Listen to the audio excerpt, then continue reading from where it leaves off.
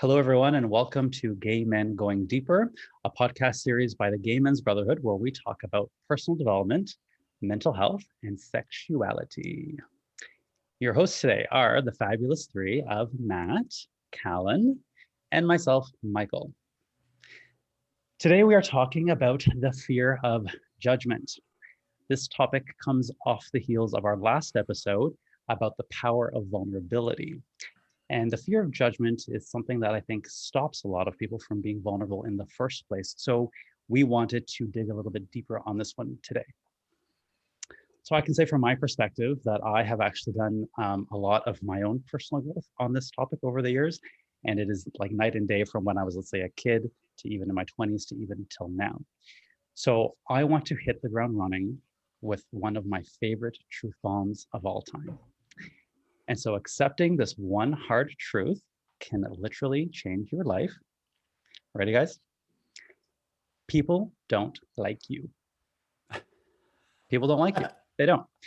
And they don't like me either. And they don't like Matt. And they don't like Alan. There are people out there who don't like Mother Teresa. And there are people who don't even like Beyonce. And that's because a lot of people struggle to actually like themselves. And if there's two lessons that I've learned on the topic of judgment and criticism, it's that people who criticize others or tend to have a tendency to criticize others a lot, criticize themselves 10 times harder within. And the other lesson, and this is even more important on my journey, is that it's not anyone else's job to like you. It's your job first and foremost to like you. And when you do that from a place that is genuine, then you will naturally attract people in your life who like you for yourself as well. Now, I know it's not an easy ask, right? It sounds a lot easier, and we're going to dig into that a little bit more about how we can do that. But what I've learned on my journey is that when I'm willing to let people have their opinions about me, when I'm willing to let them criticize me, it frees up so much of my mental and emotional energy to the things and people that actually do matter, the people whose opinions do matter, my own, my loved ones, my clients, working on my business, going after my goals, my health. It frees up all of that mental energy that I used to spend trying to convince people to like me, trying to win their approval. And actually, even more recently, I would say this year, I've learned even another lesson on top of all that, and that is that as you live your life and as you do a good job living your life, especially if that's in the public realm, you're going to get haters and you're going to get critics and you're going to get judges. And I see Matt and Calvin nodding their heads. This has come up a lot. Yeah, so this is definitely something that a lot of us can resonate with. And, Taylor Swift says, haters gonna hate. And that's why these days, instead of trying to change their mind, instead of trying to justify myself and prove myself, it's so much easier to just let them be wrong about me, let them criticize me, let them hate me. And of course, there's that tendency to want to jump in and defend yourself and protect yourself and justify. But I'm learning that it's a lot easier to just let that go and let them be wrong about me. Now, there are people's opinions who do matter, of course, my own, like I said, my loved ones, and those opinions I do take into consideration a lot. But the other people out there, not so much. They're going to have their opinions. They're going to judge. That's just what people do. Okay, so that's my most recent learning on this topic. Callan, what do you have to say? Well, first I want to go mic drop, like throwing it all out there right off the get-go. Oh boy, there's so many things I could say about this topic because this has been one of the biggest things in my life, just as a recovering perfectionist, and just which came from the sense of constantly needing people's approval and wanting people's approval, which I think came from this deep space of being gay, being born gay, and knowing something was different about me and the world telling me that that was wrong. So I was like, okay, well, if I can be perfect in every other way of my life, then everything else will be fine. But then that goes out into the real world. And that comes back to that self-judgment thing of oh, I'm not being perfect. And everybody needs to perceive me as perfect because deep down inside, I don't feel like I'm good enough because, being gay, we were told you're not good enough or everything that goes along with that. So that's kind of been a journey that I've been recovering from and moving through and processing. And I like that people don't like you. That was a big thing I had to let go of people's perceptions of me and the fact that I can't control that. I have no control over what other people's perceptions of me are. And that's just a fact of life. Like, I can't tell somebody that they have to think a certain way of me. And no matter how we portray ourselves, it's like you said, like, people don't like Beyonce, people don't like Britney Spears, people don't like Oprah, people don't like the Dalai Lama. Like, it is what it is. It's just, you're not going to be loved by everybody all the time. It's just not possible. That's not how life works.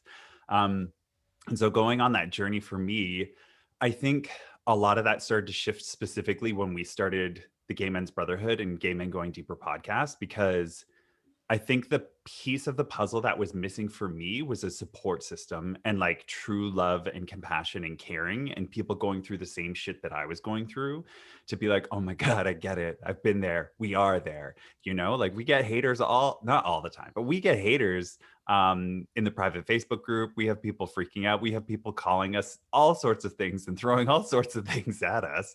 And it's just like, everybody's got their baggage. Everybody's got their own shit. I can't take that personally. It's not my responsibility to take other people's emotions, thoughts, and feelings personally. That's their stuff. And whatever I say, if it triggers it, they have the opportunity to either lean into it and get curious and to see why they're having that reaction, or to freak out and throw slanders at us and be all like, it's your fault. And it's like, okay, whatever. There was recently a post that came up that somebody was kind of saying, like, going very much against what I had said. And I wanted to respond so bad. But then in the back of my head, I was like, nothing ever gets solved with trolls on Facebook, because they're the keyboard warriors are going to be the keyboard warriors. And when somebody has such a strong opinion like that, they're not open to the idea of, their mind being open and thinking of things differently. They're just wanting to be right. And you can't educate somebody who wants to be right. It's just like, okay, you're right, I'm wrong. And it takes a lot of fucking patience to get to that place, and maturity to be like, okay, cool, whatever. Even though I have a different opinion than you, it doesn't mean I'm right or wrong. It doesn't mean you're right or wrong. It just is what it is. And we don't need to play in the same sandbox. One thing that Brene Brown has taught me about this subject is, her, being in their arena, and I'm not willing to listen to other people who aren't in the arena with me. That was another thing about, creating this group and being in this with you guys, is that we're in the arena together. And so I take what you guys say seriously and, with a grain of salt, because we all have to kind of take on board what's true and what's not. But I value you and I value your opinions, because we've built that stability. We've built that safety amongst ourselves. And so I think for people out there listening right now, is that it's a lot easier to go into the arena when you have other people who are there holding your hand in the arena with you, being like, yeah, we might get battered, we might get bloody, but we're here together and we're here to hold each other up. Because everybody out there in the cheap seats, they're going to say whatever the hell they want to say, but that's not the real important stuff. And when somebody's in the arena with you and they say something to you and they're like, hey, I think you should look at this, there's something going on here, you then have to be patient enough and get curious enough with yourself to look inward and go, okay, this is rubbing up against my stuff. It never feels comfortable to rub up against my stuff, but I love this person and I value this person. And I need to take what they say in, and I need to search it and see what's true there for me and evaluate it, so that we can come back together. And it's not coming from a place of attack. It's coming from a place of genuine love and care. And I think that what we get on TV teaches people that criticism is bad and to attack it. And we've not learned as well as we could or should this space of like, okay, take in the criticism, think about it. And does this person deserve to criticize me? And if they don't deserve to criticize you, if they're just a troll on Twitter or Instagram or Facebook, Control Alt Delete, yo. Just like block. That block button's super easy. That delete button's super easy. Like, no fuss, no mess. Like, it is what it is. But it takes a lot of energy to not play into that, because that's what those energy vampires want. They want to get your attention. They want you to be pissed off and be upset so they can go, oh, haha, I won. And just don't give it to them. So that's kind of like a lot of the biggest journeys that I've gone on recently in regards to that is, having your top 5 people that you can count on and depend on, that are on your small little sheet of paper. And it's like, Kate, these are the people in the arena. These are the opinions that matter the most. Everybody else, thank you. If I hear something that I need to pay attention to, I will from the cheap seats. But otherwise, if you're just throwing slanders at me or popcorn or whatever, I ain't got time.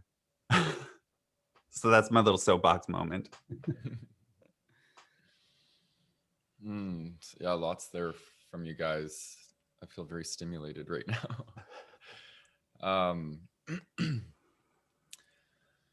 I was saying to the guys before we started recording that I'm feeling quite anxious to talk about this topic. It's a very heavy topic for me. I think it's been kind of my main theme in life. I've always kind of felt different, like most gay men. Felt different, growing up quite sensitive, empathic, these sorts of qualities. And for most of my life, I viewed them as negative. I attributed my sensitivity to being feminine. I attributed my empathy with being probably too sensitive or just feeling too much, you know? And then I attributed my being gay to being feminine. And I really, really internalized a lot of messages around what it meant to be feminine. And I basically manufactured my whole life to avoid being seen as feminine or weak, or emotional. And yeah, I basically live my life from this place of fearing judgment and learning how to bypass that. And that was how I set my life up. So it was about people pleasing. It was about not putting myself in situations where I knew that I wasn't going to be successful or that I wasn't going to be perfect. Not trying new things, not exposing myself to people that would challenge my beliefs or my sense of self.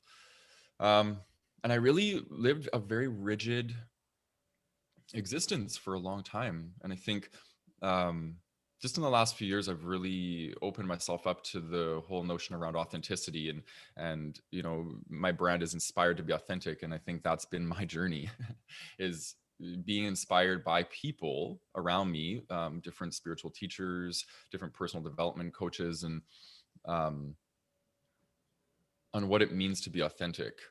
And I think now I'm in this place where I'm kind of like learning what my authenticity is and how limitless and how multidimensional it is. And it's like, you know, I say to people who are either afraid of being judged or are judging others, like, which version of me or which version of whoever we're talking about are you judging?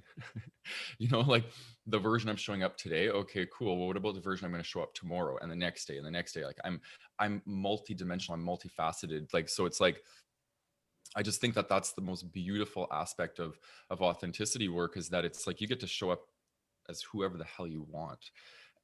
And one of the ways that I've been practicing that is through my attire, like what I wear, because I think we often look at people from the outside and we tell this story about who we think they are based off of how they look.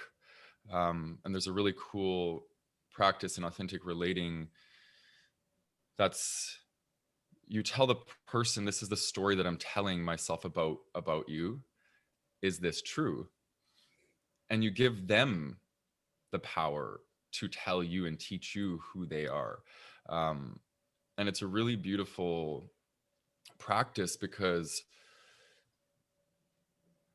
it's amazing how the filters that we have when we view people come from our own biases, our own past experiences, our own wounds, our own trauma. And then we look at the people around us and we tell the stories of who they are. But really, if we pause and take a moment and allow people to teach us who they are, we learn a lot about ourselves as well, not just about them. And I think, you know, this whole area around femininity,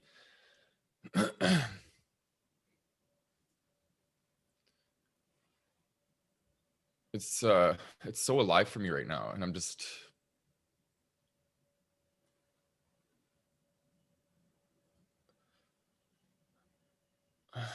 yeah, what Michael said at the beginning about how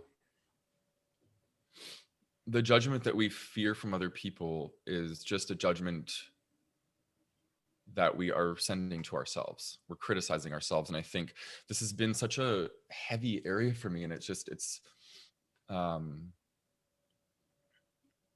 I'm working on it so intently, and I'm wanting to kind of unpack this because there's so much value in embodying and embracing my feminine. And it's so deep. This conditioning is so deep around don't be a bottom, don't be weak, don't be too emotional as a man, be stoic, have it together. Like all of this shit, I'm just so sick of it. And there's this part of me that's just like wanting to just jump out of my skin and just be this like free spirited, feminine, beautiful energy. But there's like this fear of judgment is what is holding me back. And it's like this one final last thing that just won't quite shift yet. And it's so prevalent how, because I know this, I've done this work before in so many other areas, and the main one is around being gay. I've pretty much made total peace with being gay. And when I made total peace with it was when I rectified all my inner judgments. It had nothing to do with the world around me, except that the world around me fed me that conditioning in the first place. Then once it's in me, it's my responsibility to stop sending those judgments to myself. And this one is so big because it doesn't just affect gay people, it affects all men and even women. This conditioning around what it means to be a woman and how it's looked at as being less than, or feminine, or whatever, being less than. So I just think that, as I move through allowing parts of myself to come forward that are more feminine, and just observing, becoming a witness to these things, that, okay, oh shit, I just moved in a really feminine way and somebody just judged me. I felt that, right? What goes on for me inside when I perceive that judgment coming from outside myself?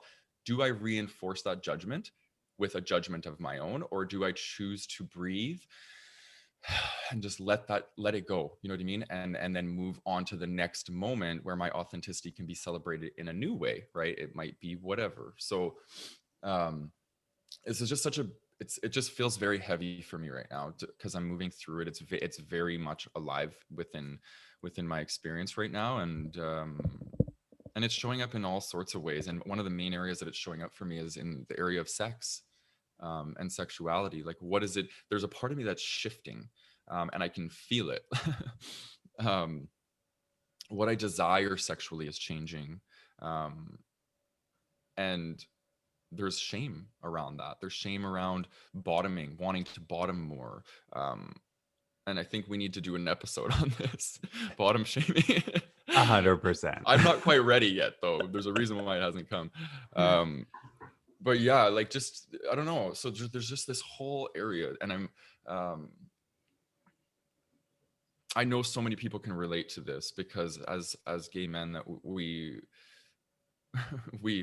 we hide the feminine aspects of ourselves. And I'm also fucking annoyed with the gay community, because it reinforces my shit, man, and I hate it. Like, masculine men are more sexy, or masculine men are this, or emotionally avoidant men are A plus. It's like, no, I'm here to break this conditioning down and teach and bring people together that want to reinforce that emotional openness and feminine expression, and bottoming and topping should be both perceived as valuable and fun and exciting and playful. And I'm not quite there yet.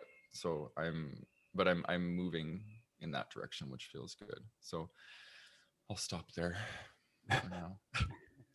I love that. I just want to say the irony of, like, the topping versus bottoming. It's like, it still takes two. There still has to be a bottom for a top to top. Like, they're both still guys. Like, they're like, takes two to tango. At the end of the day, we all still suck dick. Like, but yeah, a whole different episode to unpack all that. Right. Yeah. There's pleasure in both. And I see what you mean, Matt. I used to feel the same way, especially when it came to, I mean, I think we all mentioned that this core wound comes from that need to protect ourselves when we were young and realized we were different or gay.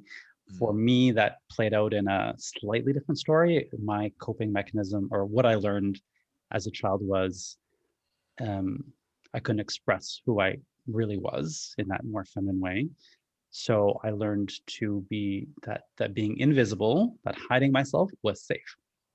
And that still shows up for me today in my fear of visibility. It still seems like, no, it's safer, Michael, if you don't show up, if you don't speak, if you stay over there in the corner and just be quiet, it's safer there. And then the other thing I learned was, similar to the people pleasing story that we all have, other people's opinions matter more than my own. And so it's taken me my entire adult life to unlearn all that in all of the various ways, whether it's being gay, whether it's enjoying bottoming, whether it's enjoying anything that I like, and I like a lot of things that might be considered, fetishy by some. And I had to hide that as well until, I found people who didn't judge me. So back to the fear of judgment, that was a big fear of mine. And it still is, even in my business, right? Even now, it still shows up like, oh my gosh, I'm doing this podcast with these two guys. Well, what if people are judging what I'm saying? And I say to you all, judge away. So, right. Your people are going to find you. Yes, your people are going to find you, but you got to be able to speak your truth for the people to be like, oh, he's my people. But if you're hiding that from the world, your people can't find you. Right. And that's just it. When you speak your truth, your people will find you. And what I noticed with you guys and other people who are in the arena, to go back to that, which I love, Brene, people who are in the arena, I will say, don't tend to criticize, they'll provide a constructive feedback. Whereas people who criticize are always the ones who are doing less. People who are in the arena with you won't criticize because they know how hard it is. Or people who are maybe doing less than you, who want to be where you are or want something that they perceive you have, they'll be the ones to criticize. Whereas when we talk with you guys or other people, you guys provide very constructive feedback, I'll say.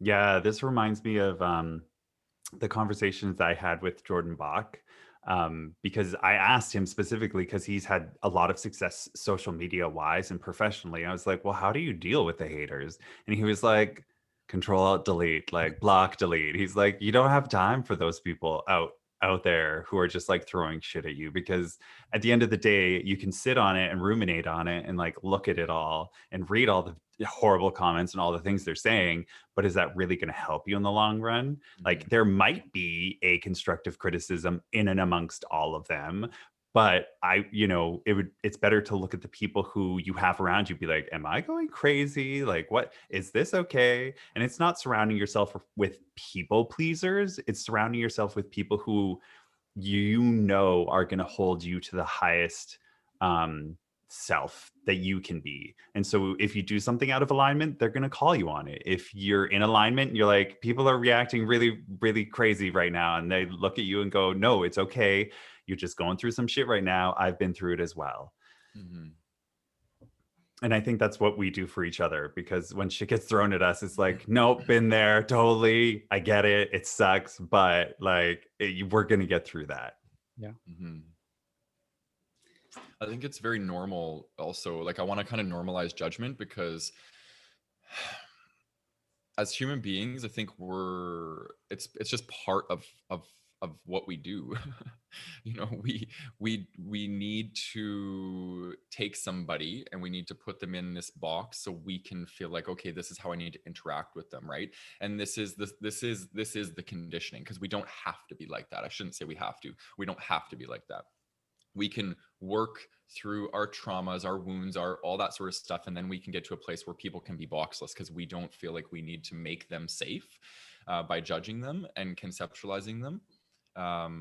So we can feel good. So there is a way that you can move in the direction of getting out of that. But I think the majority, 99% of this planet, is probably still in the conditioning around judgments are the things that make them feel safe and give them a framework in how to conceptualize somebody. And I think for the 99%, I'll share what I've been doing, because it's been helpful, because I still judge constantly. I was walking yesterday on the seawall, and I was like, I caught myself, my ego was like just beating the shit out of people. And I was like, what the hell's going on? And I caught it, right? I became a witness of my own internal process.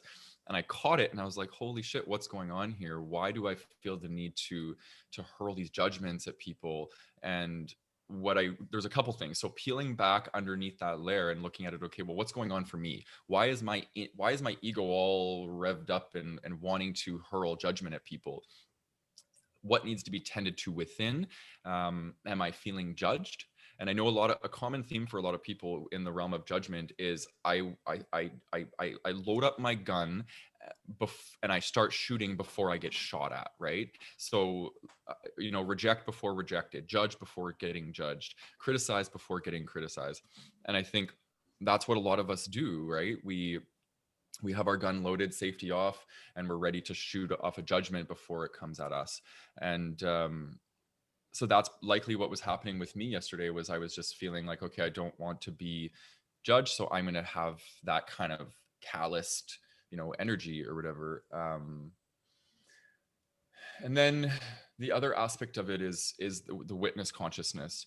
Just become a witness to the process of what's going on. Like when you're feeling the need to judge, or you're feeling like you're being judged, become a witness to the person that's feeling judged, and become a witness to the person that's feeling like the need to judge. And I think that's where we start to unpack the conditioning around it, because we get to see it through the lens of through the lens of the present moment, right? When we fully let go. And I think that's the biggest thing about authentic expression is we're our most authentically expressed when we're in the present moment, because we're not worrying about what other people are thinking. We're just completely engulfed in the present moment, and we're allowing ourselves to show up in whatever expression wants to come forth. And it's not easy to access that and stay in that, obviously, because we're constantly looking around and seeing who's looking at us, or seeing who's perceiving us and how they're perceiving us. But I think that can be the goal for a lot of us, is to start to spend more time in the present moment. I think for myself, I do that by just becoming a witness to what's going on internally. It's been helpful. It is such a waste of time when I find myself doing the same thing, like thinking about other people. This also for me comes into like a lot of that compare and despair. So seeing other people and like comparing myself to them, and then like, why am I doing this? This is completely useless. They're on their own journey. They're not the same person as me. They have a completely different history. We're not even on the same road. Like, get out of my lane, or I'm gonna get out of their lane rather, because I'm the one doing it. And it's just, such a waste of time. So it's this constant, and as much as I know that, like, it's still natural instinct. Maybe it's just the way we're socialized as humans, living with billions of others on this planet. That's what we do. Mm-hmm. But it is so much more impactful in my life when I can bring myself back and just focus on the things that do matter. What am I doing? Where's my power? The present moment. My power is in my actions. My power is in the way I'm thinking. My power is in the things I'm doing with my life and the life of those who I love in my business. So I think that has been probably one of the biggest time savers for me, is stop looking at what everybody else is doing, especially, as an entrepreneur. And there's like, it seems like 10 billion other coaches out there. It's like, stop looking at what they're doing, focus on me, get my message out there. The right people will come to me, and that kind of thing. Mm-hmm. Yes, I resonate with that, because it was like your people will come and find you, but you got to put yourself out there to find your people, or for your people to find you. But if you're doing the self-judgment, you won't put yourself out there to let the people find you. Like, I was stuck in this whole cycle for so long of like building my business, but not being willing to go on video, or not being willing to do like stuff like this, because I was like, but people are going to judge me. Yeah. And then it's like, yes, but people are going to judge me. Like, it's not, oh no, people are going to judge me. It's people are going to judge me. So just do it anyways.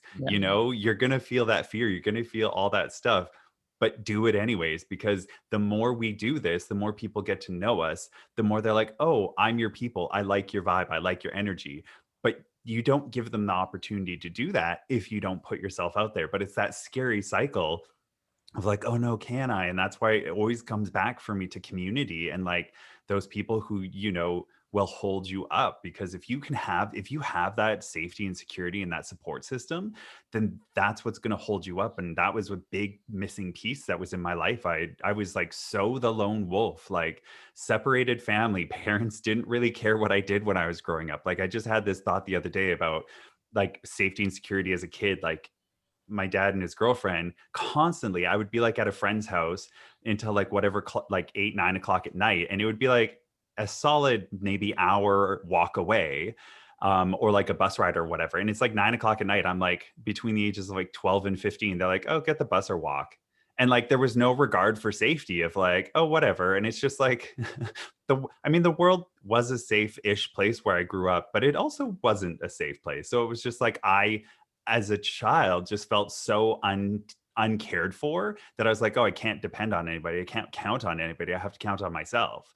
And so that created this lone wolf ideal of like, oh, I'll just do everything myself. Like I won't worry about anybody else. But having that mentality and then going to try and do scary new things, yes, you can do it by yourself, but that takes so much more effort and energy, I've realized, than like finding people who also want to go there together. And to succeed as a group, you succeed so much faster because you learn so many things from the other people in the group that you're like, oh, I don't need to learn this lesson myself. This person learned it, and I can take what they learned and integrate it for myself.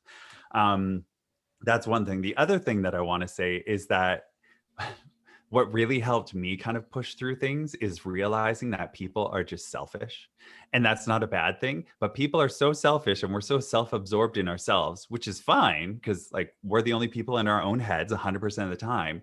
But like people don't think about me nearly as much as I think they do.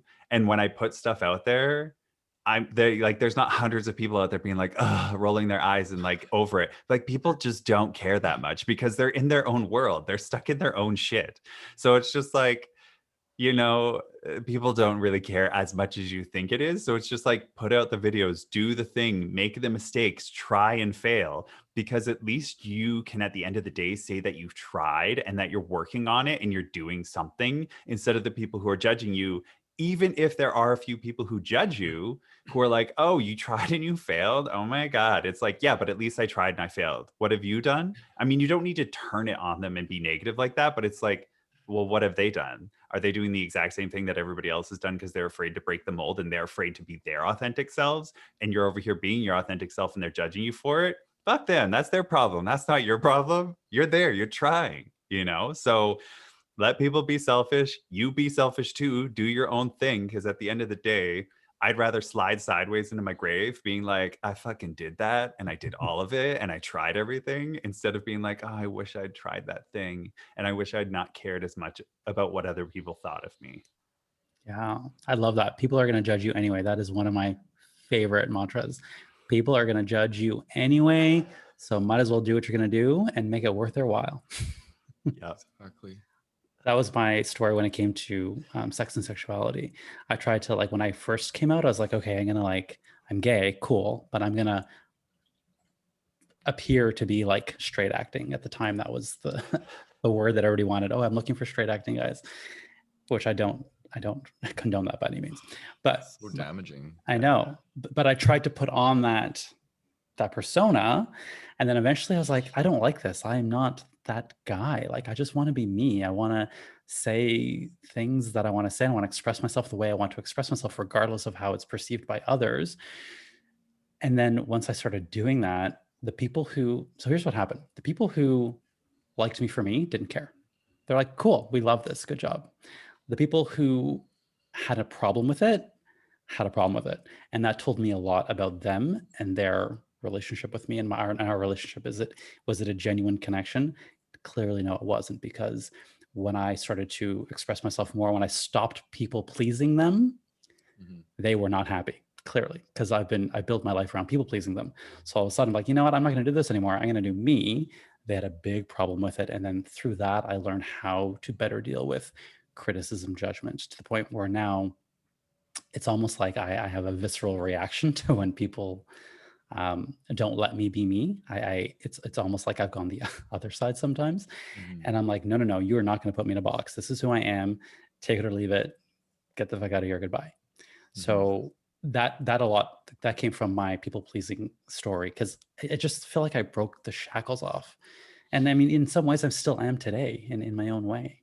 But it first started with coming out, and then becoming that gay man who likes sex and likes sexuality and just wants to be me and wants to love who I am. And that, for people who knew me as like that shy, quiet boy, which by the way, I still am shy and quiet, and I'm also confident in my sex and sexuality.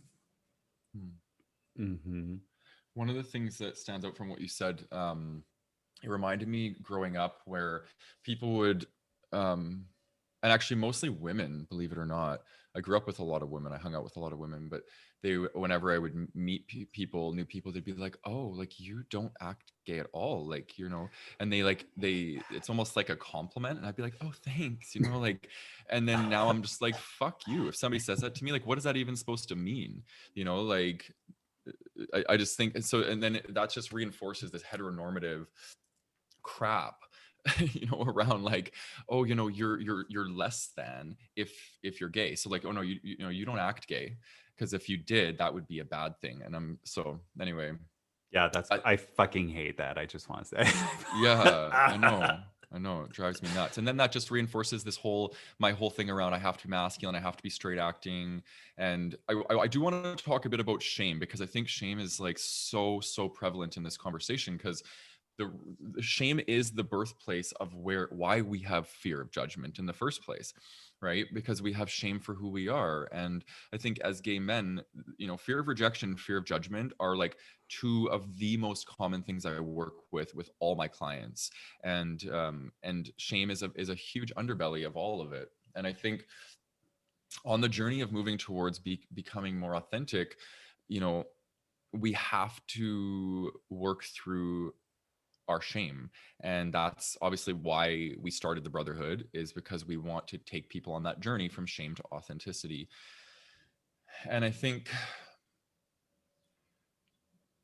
for me, shame has been this thing that's like held me back from bringing forth my most authentic self. And it's kind of all kind of tied into like this fear of judgment. And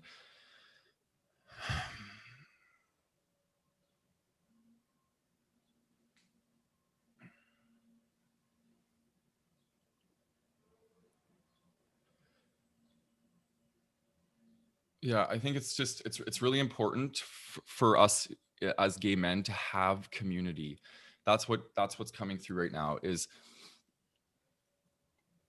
the biggest thing that's helped me on this journey is shadow work. Okay, and I think shadow work, when not worked with somebody that you trust and care about, it's just hurling projections back and forth, right? When somebody triggers you and you don't actually pause and take a moment and look at what's going on, like, why am I so rattled by this? But when you actually have somebody in a community of people that you care about and you do shadow work, so like Callan and I have done shadow work, Reno and I did some really good shadow work, and these are just mirrors of aspects of ourselves that had yet to be integrated. And we carry a lot of fear of being judged on these aspects. But when you do this work with somebody that you trust, and you can do some healing work with, it's very powerful. And I think what shadow work has helped me do is help me integrate these aspects of myself that I had been judging about myself, and was afraid of being judged by the outer world. Because when the outer world judges me, it just reinforces and really stings the parts of me that I already know are not integrated and that I reject about myself. And I think just for people who've never done shadow work, I just think it's so powerful. And the key to shadow work, really, we're always doing shadow work. It's just, are you allowing it to penetrate you, or are you putting your hand up and being like, fuck you world? Are you allowing the stuff to come in and work with it? And it's a fine line. Shadow work's a fine line between, okay, is because you need a lot of discernment when you're doing shadow work, because the things that are coming at you, no, they're not all valuable, right? Like you say, take them like a grain of salt, but there is some things that are coming at you that it's like, oh shit, do I need to sit with this and look at it? And I think for me, how I've discerned that is there a strong emotional trigger to the judgment that's coming at me? Right? If somebody judges me and calls me like a pumpkin, I'm not going to give a shit, because I know I'm not a pumpkin. But if they call me a control freak, I know I have some control freak shit that I'm working on. So it's like, you know, that can really get me. So it's like, is there an emotional, a strong emotional reaction to this judgment? Then maybe it's something that I want to look at integrating and working on. So there is value to judgment, right? Because when judgment comes at us and we use it, we can use it to do some really beautiful work. And that's why I think, you know, in the community of the Gay Men's Brotherhood, we're offering a beautiful space for people to start to develop rapport and trust and respect and these things where you can do this work, because we can't do this work on our own. You cannot really do shadow work in isolation. You need to do it in relational dynamic. And I think, yeah, I'm just really proud of the three of us and all of us, really everybody in the Gay Men's Brotherhood, because we're all building this community together, because there's so much beautiful work being done. Like, it's unbelievable. So I just wanted to share that as well. I love that. And it's so true, because like you can't like, you can do your own shadow work to an extent, but until that shit rubs up against you and your fucking hair on the back of your neck stands up and you're like, ah, like you don't know something's really triggering you until somebody fucking triggers you. And then you're like, ah, and then you have to sit back and look at it and go, okay, why is this such a thing for me? Yeah. And that's the true shadow work. And that's where it's like, you know, doing like working with a therapist or a coach gets you to that, to a degree, to a certain degree, they'll get you there. But like a therapist doesn't know, like there's not that interpersonal stuff that goes on. And like you said, Matt, when we've been able to do ours, you know me on a deep level and I know you on a deep level in certain regards, so that when we have to rub up against each other and do that shadow work, we really, that's why I love that we've built that foundation of trust and love, because you have to be able to sit back and go, okay, what's true here?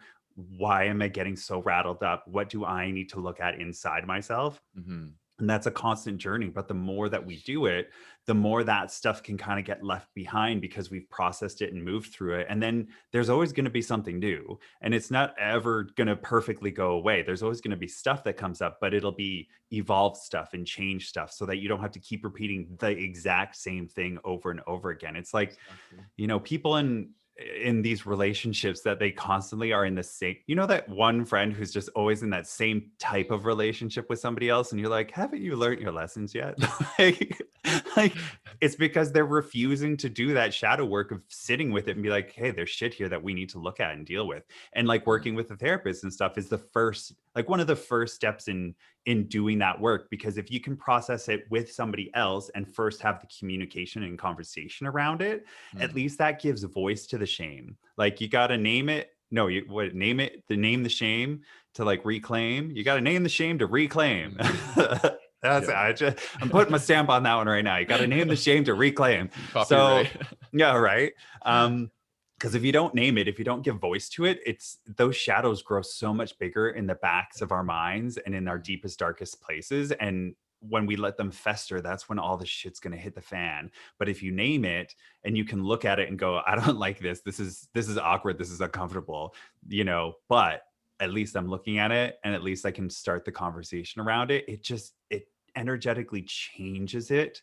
Even if it's just a fraction of an amount, it changes it so that it gets easier to look at it and talk about it. And then eventually you get to a place where you're like, oh yeah, that used to be a thing for me. Sometimes, yeah, it'll get rubbed up against, but usually I can deal with it now, because now I've learned the tools and how to communicate with it, how to deal with it, how to work through it. But you have to be able to deal with it first. And that goes back to the self-judgment, or that goes back to judgment and self-judgment. If when you're self-judging yourself of having this shit, we all have it. We all have it. Nobody's, Oprah's got her shit.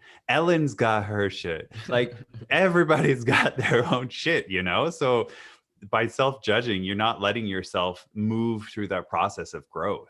Yeah. And that's what happens when you do your personal development in a vacuum, like I did for the first few years. I was like, okay, this is just my thing that I'm going to just keep to myself. I'm not going to do this with anyone. And I'm like, oh, look, I learned so much stuff. I'm so smart. And then Nope. Went out into the world, and when you do rub up against other people, when you're in a relationship, even just with your friends or colleagues or your boss, like, it's within other people that the real growth can happen, and that's when you have no choice but to face the fear of the judgment and those wounds that can help you grow. At least that's Mhm. what I've learned Yeah. in my life and in my journey, in my relationship, even now. Like, it's other people and that judgment that really can help you, but you have to have compassion for yourself. I will say this as well in the Gay Men's Brotherhood. For people who come to the bi-weekly Zooms, a lot of people, if it's their first time sharing, I think a lot of that anxiety comes from the fear of judgment. So they want to come deep down. There's a little voice saying, "Oh, I want to go to this. I want to participate," but they're afraid of being judged, which is very common to go into a group of random people who you've never met before and start like talking about sharing something. But the great thing about the Brotherhood is that, at least in the Zooms, we have a beautiful community of people who are not going to judge you. It's that sharing circle style, and everyone has a chance to share. And then we realize through that sharing that we have a lot more in common than we think we do. Mhm. And that in and of itself helps to alleviate some of that shame that we carry. And adding on to that, I even want to say when we first started doing the Zooms, I had so much self-judgment of like an anxiety about the guys who are going to judge me. Like, are they looking at me? Am I being perfect enough for them? Are they going to be like, oh, he's annoying, or oh, he won't shut up, or he's not doing a good job at this? And I had so much self-judgment. And even now, sometimes I'll like get ready for it and I'll be like, oh, am I going to be able to like do this tonight? Like, what if somebody like, and it's just like all this crap that I have to put down. I'm like, I'm not I'm not doing this for me. I'm doing this for them. And if I just focus on serving them and just showing up and giving them the space, then they start talking and it's just like, oh yeah, this is great. Everybody's got their stuff, everybody's bringing their stuff to it, and we do so much more learning with each other. Other people are our biggest teachers. Mhm. Like it is what it is. Other people are our biggest teachers. So when we let ourselves interact with other people, that's when we learn the biggest lessons. Mhm. And that's where the vulnerability comes in, because I mean, this is about fear of judgment, which of course exists for all of us. And then having that vulnerability to expose that emotion, like have that emotional exposure, show people who you are, even just a little bit, is so vulnerable. And that's why there is such power in vulnerability, and having to see, okay, yes, I have this fear of judgment, but I'm going to deliberately choose to be a little bit vulnerable, show these people or someone a little bit of myself, in hopes, there's no guarantees, but in hopes that they will also feel safe enough to do the same, and then develop that more meaningful, deeper connection that we all want. Mhm. hmm And then, like, I'm using the Zooms as an example because that's what we have. But even just showing up to the Zooms, like, we can provide all the tools for every single individual to like do all this work. But if you're not willing as an individual to take that one little step first, which is the scariest one, that's the one you got to do by yourself. You got to take that first step. And that could look like just showing up to a Zoom meeting without your camera on, just having your day be like, at least I'm here, and just listen and see what the interaction is, And then maybe the next time you come, then you're like, okay, well, maybe I'll put my camera on. And then maybe the next time you actually say something. And it's like building that muscle that I've talked about so many times, building that muscle of being comfortable with being vulnerable. And like the more you do it in those safe environments with people who are going to hold you up and like in a secure, safe space, that's what's going to build that muscle. So eventually you get to that place where you're like, yeah, I do Zooms all the time, because I see it every time. There's the people who come to the Zooms constantly, and then there's the new people. And the people who come constantly are always, they're like, yeah, whatever, yada, yada. But it takes a while for them to warm up sometimes, but they're happy to share. And then the new people see that energy and they're like, oh, well, if they can do it, maybe I can do it. And then they do it and they're like, oh, this felt really good. And then they start coming on a regular basis because they've built that little muscle of like, well, maybe, but you got to give yourself that chance to do that. You gotta be brave enough and have enough courage to do it. And that's the scariest part.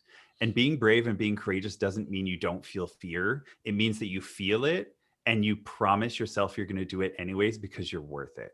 Mhm. Yeah. Yeah, I love that. I do want to speak to the whole Zoom thing, because I think there is judgment. Let's be honest. We're in a room full of gay men. Of course there's judgment. People are like, oh, really, you think that way? Oh shit, I don't think that way at all. And then they judge that. That's so again, to what Callan said, there will be judgment. Just accept that there will be judgment. But what makes judgment a lot less easier to handle when you're not judging yourself? And I think that's the biggest thing. So it's like if you look at the container around you in sharing, it's really just a reflection of you, right? So like just one thing that that I try and work on is like I'll go and sometimes I'll review like my old videos of coaching and they are cringeworthy. Okay. Like the very first video I ever did was on self-compassion and I'm like, oh my God, like what are you even saying? And I'm like hurling all these judgments at myself. But it's a really beautiful way to kind of ground yourself in just total acceptance. Like, yeah, okay, I used to think this way. Yeah, sometimes I say shit that is weird, or yeah, sometimes I get things wrong. Give yourself space, right, to make mistakes, to just come to the Zoom hangout and say whatever the hell comes to your mind, and who gives a shit if people like it or not. And I think that's again part of authenticity work, is just allowing space for yourself to show up in whatever way is the most authentic and comfortable for you. I do have a question for you guys before we wrap up. What is one self-judgment that you want to let go of in your life right now? Oh, I have to think about that.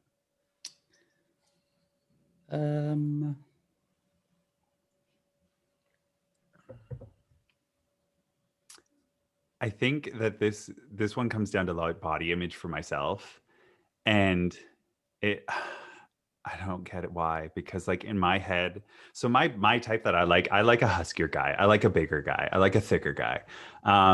So like that's okay for somebody else, but then for me, the weight that I carry around my midriff, when I look at myself in the mirror by myself, I can be like, yeah, I look fine. But it's when I go to the beach or when I go somewhere else and I see other people, that's when I'm like, oh, but I don't look like that.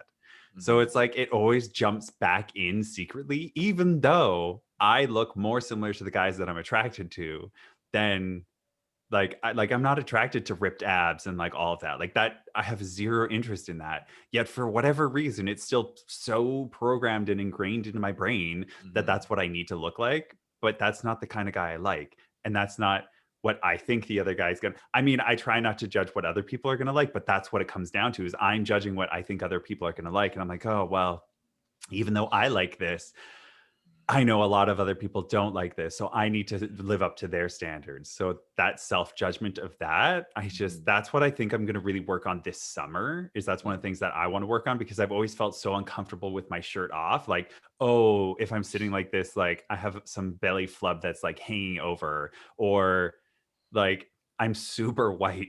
Like, I'm the whitest person you'll ever see at the beach. Like I reflect the sun outwards. Like people can sit next to me and get a better tan because I'm reflecting the light. But just that, like I'm a redhead, I'm a ginger, I am super duper duper white. And there's going to be people who are attracted to that. And so my self-judgment of like, oh, I don't find myself attractive, I need to drop that shit, because I need to just let other people like what they like, just like how I like what I like. And that's probably a self-judgment thing that I really am going to work on specifically this summer. Wow, thank you. That's a good one. Great one.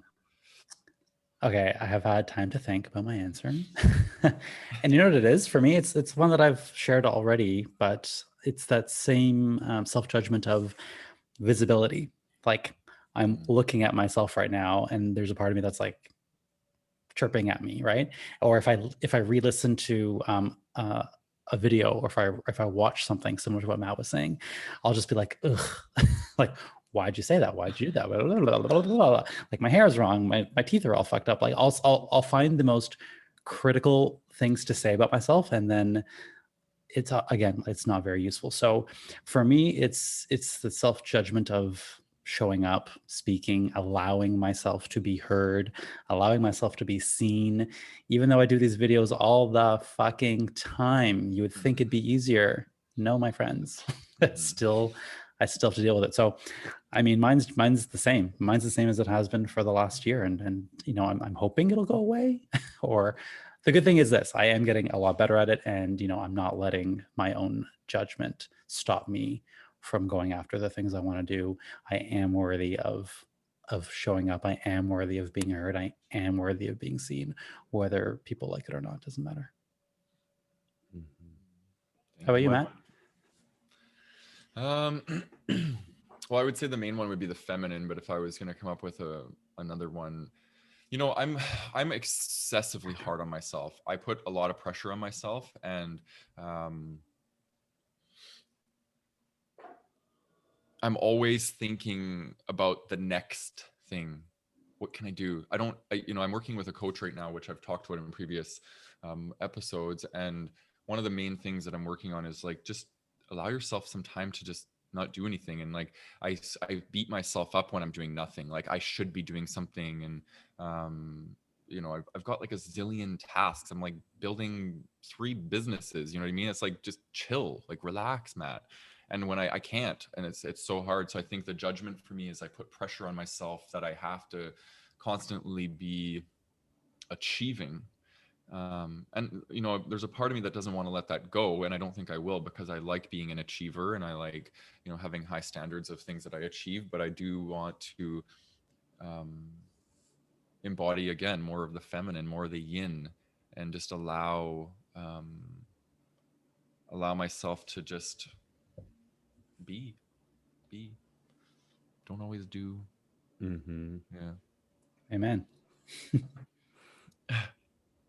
I love it. How much time do we have? Are we We're at time? Yeah. We're at time. All right. Well, in saying that, I guess it's time to wrap things up here. So if you love for what we are throwing down here at the Game and Going Deeper podcast, please share us around and let other people know that you love us so that they can start loving us too.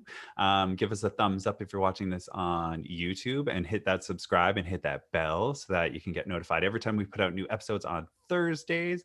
If you're listening to this on a podcast platform, give us a rating on that platform. We love to hear your feedback. So leave us a comment as well, because we love to read those.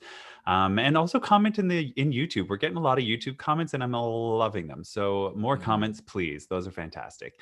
Also, if you want, we do have a Game and Going Deeper membership coaching community that we have. If you want to get on the wait list for when we next open the doors to that, you can do that in the show notes as well. And I think that's about it. Did I get everything, guys? Oh, and join the private Facebook group. If you want, we have the private Facebook group, the Gay Men's Brotherhood. You can go into the show notes and find that as well. So there you go. All right. That's it. Okay. Bye, Peace, love, guys. rainbows, everybody. Bye.